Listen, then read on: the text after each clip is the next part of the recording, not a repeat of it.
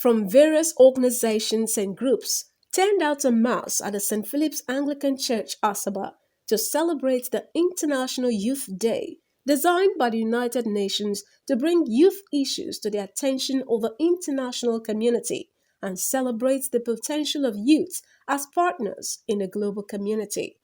Addressing the gathering, Governor Fanyokowa said youths were key stakeholders in government, hence, they should partake in formulating government policies and programs and delivering dividends of democracy to the people. Governor Kowa, represented by the Commissioner for Economic Planning, Dr. Barry Bay, called on the youths to develop the right attitude, invest in self-development, and build their aspirations with courage and hope rather than desperation.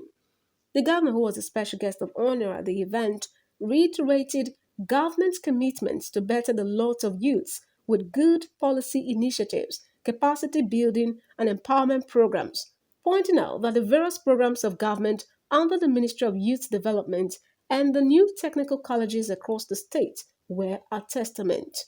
It is for youth to partake in the policies and programs of government, beginning from when problems are being identified or defined, taking it to the point of bringing those problems into policy agenda of government.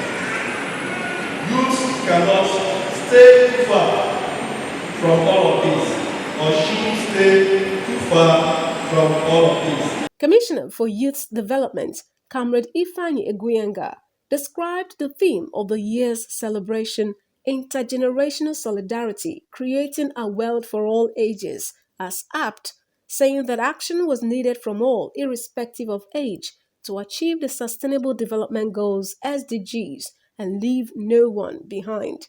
Mr. Eguyanga emphasized that the state government has achieved developmental strides by creating an enabling environment for youth to thrive, just as Delta State youths had proven themselves to be productive and innovative. The governor has never missed words or any opportunity to highlight the fact that the youths have been very, very supportive. That's why we really achieved a lot of milestones in terms of developmental strides, not just in the youth sector, but also in other critical sectors. Because we know that youth has a lot of energy, and if you're never able to collaborate and work with them, definitely there'll be a lot of chaos. The vicar of the St. Philip's Anglican Church, Asaba, the Venerable Felix Okonkwo, in a sermon, listed the instruments the devil uses to distract people to include fear, discouragement, frustration, confusion, and moral laxity, and urged Christians, especially the youths, to prepare for the battles of life by standing firm in God.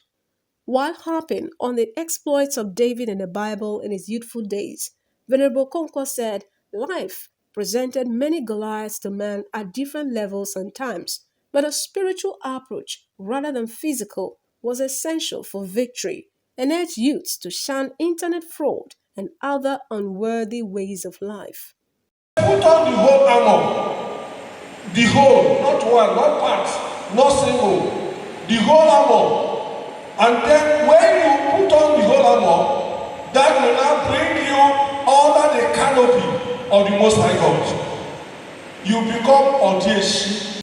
The People's Democratic Party (PDP) chairman, Oshimile South Local Government Area, Ogbueshi Dade Okonji, the local government chairman, Mr. Kelvin Ezenyili, and the chairman, National Youth Council of Nigeria Delta State Chapter, Ambassador Kenneth Okolie, described Governor Fanyokowa as a youth-friendly governor and advised youths not to distance themselves from the designing of government policies to enable them benefit.